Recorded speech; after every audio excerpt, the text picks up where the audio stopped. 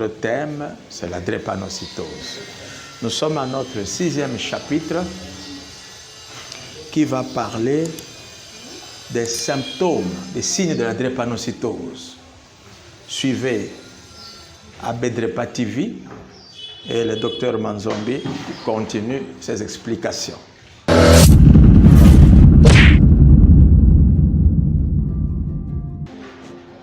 Comment peut-on reconnaître les symptômes de la drépanocytose? Au niveau des enfants, le bébé drépanocytaire est un bébé qui est né tout à fait normal. À la naissance, on n'a aucun signe. On ne peut rien reconnaître. Chez les plus atteints, les premiers signes commencent autour de 3 mois, entre 3 et 6 mois. Chez ceux qui sont modérément atteints, c'est entre 6 et 12 mois. Mais quand les parents ne font pas attention, il y a des drépanocytaires qu'on peut diagnostiquer à 5 ans, à 10 ans, à 15 ans, parce qu'on n'a pas été prudent, on n'a pas bien observé l'enfant. Quels sont les premiers signes d'abord chez les bébés? On ira de la tête jusqu'aux pieds.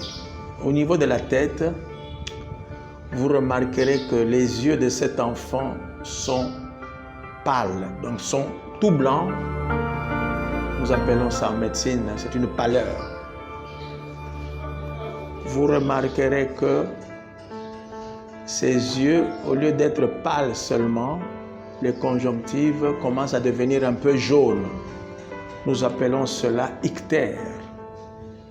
Donc il y a la pâleur, il y a l'ictère.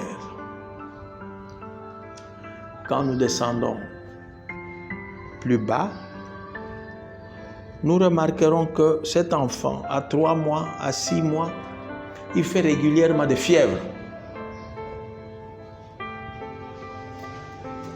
Les fièvres à cause de cette anémie-là. Et il pleure beaucoup.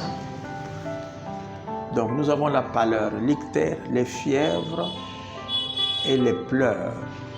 Les pleurs, c'est un signe, une manifestation des douleurs que l'enfant a.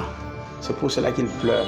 Il peut avoir mal à la tête, mal au thorax, mal au ventre, mal aux membres. Et il pleure. Vous ne savez pas pourquoi cet enfant pleure. Si nous descendons plus bas,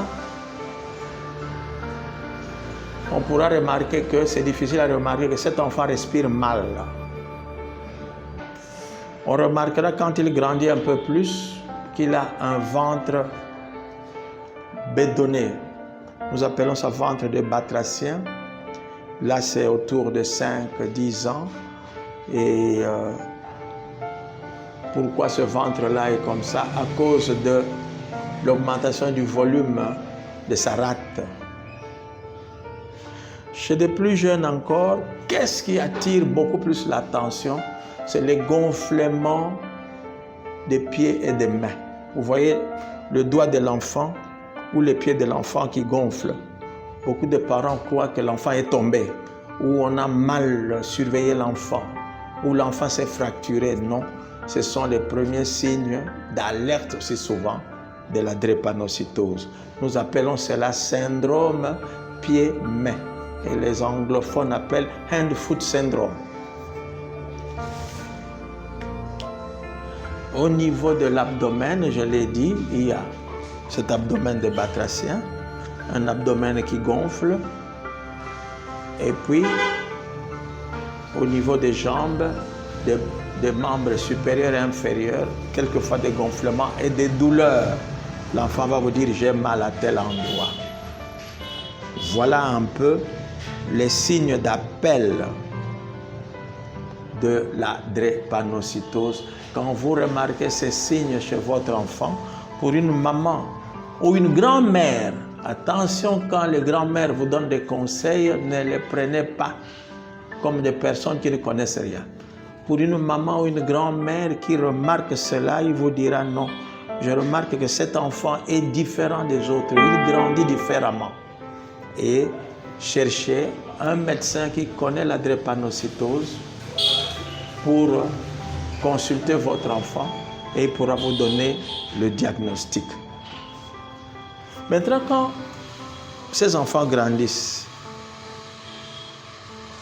on remarquera un retard de croissance. Il a 5, il a 10 ans, mais il ne semble pas avoir l'âge de son âge, l'âge de ses autres amis de l'école.